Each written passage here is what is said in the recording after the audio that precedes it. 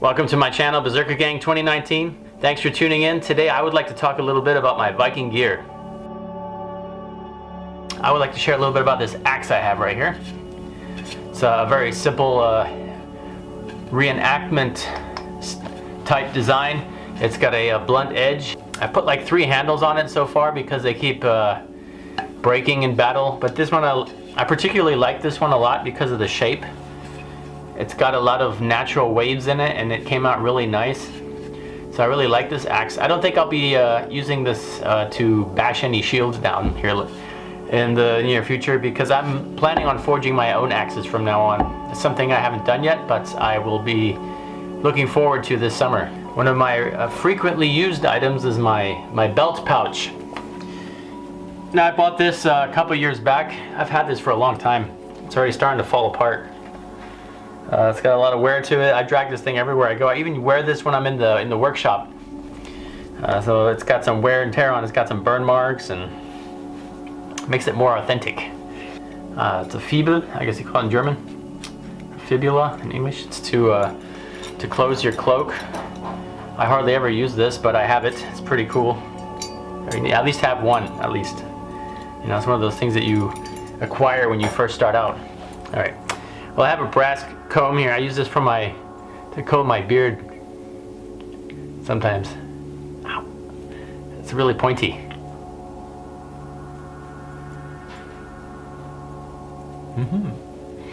Yeah. Brass. Bronze. This is actually bronze. That's why I paid a lot of money for this. I think I remember buying this because I really wanted it, and yeah. So I have this really cool little comb here. I also have inside that pouch a real nice comb here. Now, if you check out my buddy's video, Ramuni, he just made one of these combs. I'll post a link down in the video description if you want to check that out. Really cool channel. Yeah, I'm gonna probably ask him if he can make me one because I really like his comb.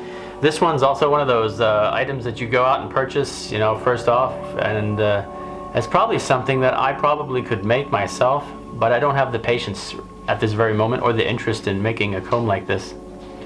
So yeah, this comb is very, very pointy, but it's good for my beard. I like it.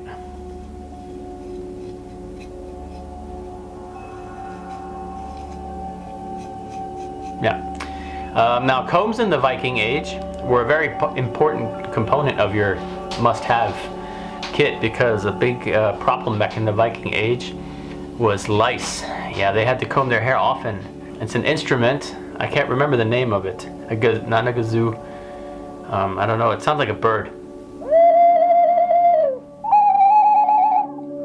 And I bought this at a medieval market because the girl that was playing these the entire time was annoying everybody to the point that we almost wanted to throw stuff at her. So I walk up to her and say, if I buy 2 of those, will you go away? And she's like, yes, I will go over there. I'm like, thank you. I bought 2 of these. And I have to laugh about that every time I pull this out and I try to play it. I'm not very good at it, but I am a musician. I probably could figure it out and practice a little bit, but it's a fun trinket from a long time ago. It's a nice memory to have, and I like to take it out and look at it once in a while and mess around with it. My Viking shoes. Aha.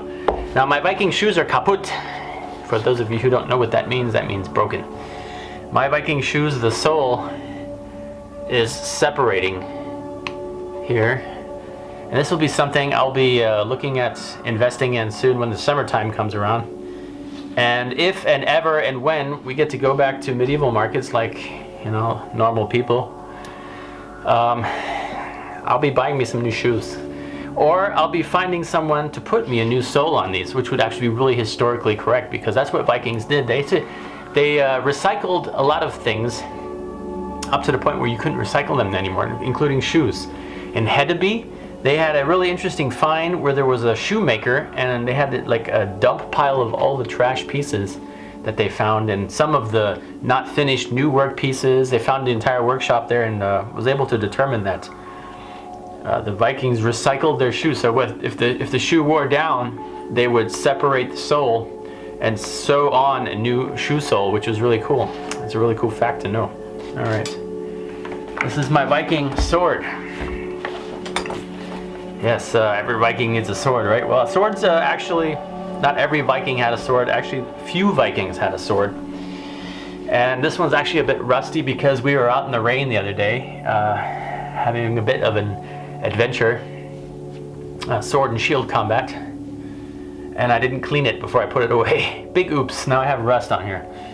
So I will be polishing this next couple of days here with some steel wool and some WD-40. So it's really cool. What I like to do in the summertime when I have my markets is I set up my altar to Odin and Thor, and have the gods there, and I have all kinds of oil lamps and offerings and things. I always stick my sword right in the center. It looks really cool. It looks like Excalibur.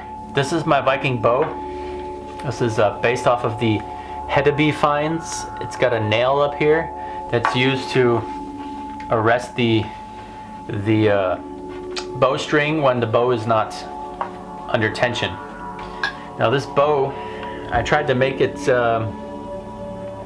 I made this bow from an example of a book called Bows and Arrows of the Viking Age, I believe it's called. It's a very good book.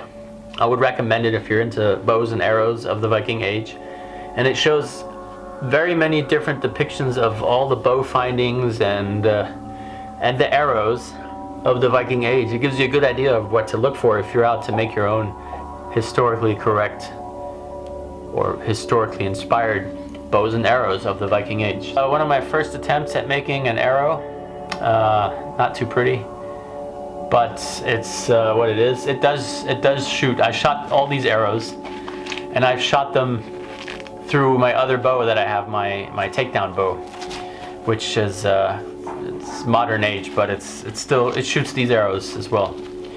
So this is a pretty cool bow. It does fly, this arrow, and yeah, it was my first attempt, and I laugh at it every time I pick it up.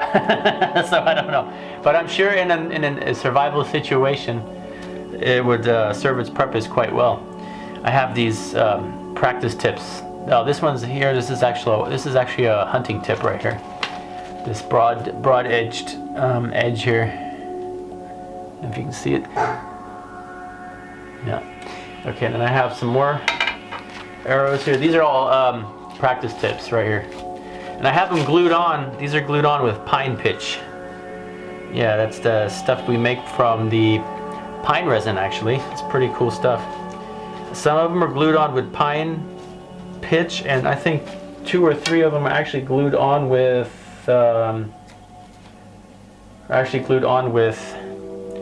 birch bark tar. Yeah, that's a hard word for me to say. But that was the last little bit that I had from last year when we made it, and it took me like 5 tries to actually get it to work. I had an explosion once with the canister going up in the. I almost thought it was going to come land on the tent and catch the camp on fire. I'll link up here. I'll link a tab there. You can check that video out. This is my kuksa. You guys have probably seen it in some of my videos. We were out at the bushcraft bow build, and I think I did a German video with this where I was talking German for some of my German subscribers, which I'll be probably doing again soon. A short video for you guys.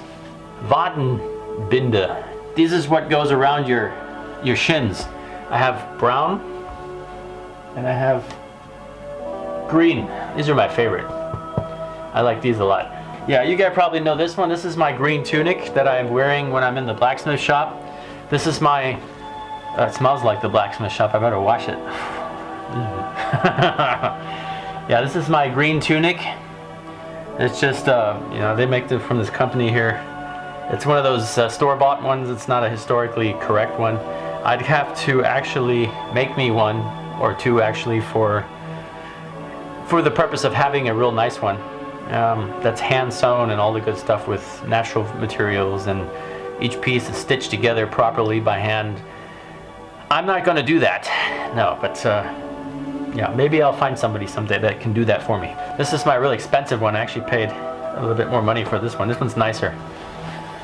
I really like this one because, yeah, it's casual. I don't touch anything that I can get dirty in with this one. It's got some nice fancy little stitchings here and all that good stuff. This is my absolute favorite cloak. I really enjoy this one. From the color scheme, this would be something I would wear in the Viking Age. Very colorful. This would be a classical color design. This is also 100% wool. And yeah, I really like this. This really stands out in the forest. It's real nice colors. And I usually wear it with my nice tunic and all of my real nice clothes that I really don't try to do any physical hard work when I wear these clothes here. They're too nice. So this right here is my tagelharpa, which means horsehair harp, or lyre, which is stringed instrument. I made a bow out of an old beat up violin bow. I made myself a nice bow to play this. And this is broken now, of course. This is not in working condition. And it's way too big. And it's very heavy. But it did work for a while, and I learned how to make it. The next one I'm going to make is going to be based off of some of the museum finds and a lot of things that I learned from making this one.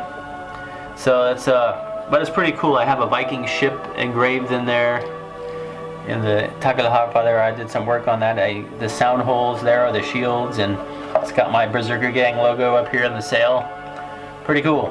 This is one of my shields that I use sometimes. It's a bit small for me, but I had to have one that I could use for training, and it's got the Berserker Gang logo, of course. It's a shield of the Joms Viking. The Joms Viking were a mercenary group of Vikings during the Viking Age, and there's a lot of stories about them. And yeah, I really enjoy reading about them. They're really interesting. There's a lot of controversy about who they were and where they were held up, but it's a very interesting topic if you're into the Viking Age. All right, I have a couple of hats. These wool hats here. Green one and a yellow one. Straw color. These in German, these are called Armstulpen, and they keep my hands warm. So it's really cool. I like these. I have some nice woolen socks. This is not my drinking horn because I'm not a big fan of drinking horns in the first place. This is actually a signal horn, but if I blow in this now, I'm going to wake up all the neighbors in, yeah, all the neighbors, all of them. That's not good. We don't want that. So I have this one, and I have this smaller one, which I carry. It has a belt loop, which I carry around sometimes and make funny noises. It's fun to try to get this to make sounds. So I have that, and then I have, what else? Oh, this thing right here. This is called a Google. Has nothing to do with the internet. This is you put this on like a hoodie. It's actually, let me see. Yeah. Something like this. Come to the dark side of the Force. Yeah, okay. My keeper is a willow basket, basically, and it's made into a backpack. It's got two straps on it right here, and I use this every day. I mean, I use this like a lot, if that's the definition of anything. And what I put in here, usually I have this thing packed ready to go. I usually have in here my working clothes for my Viking videos, for the Viking camp. I have my leather pouches and my working clothes, sometimes my shoes, and I have my Flint and Steel Kit for the Viking camp, which is extra large because I covered that in an earlier video. I carry absolutely everything in here all the time, so I can make fire out of any situation. And I have all my stuff in this. This is a huge pouch. It's pretty heavy too, but it's got a lot of everything in it, so I can always make fire when I need to up at the Viking camp. So the last item I want to share today with you guys is this awesome chest here that I made. So that'll be all for today. It would greatly help out the channel if you subscribe to the channel down here. Click the subscribe button, ring the bell, and hit all notifications. That way YouTube will know you want to see more of my videos, and you'll get notified every time I upload a new video. So that'll be all for today. Like always, stay safe and see you soon.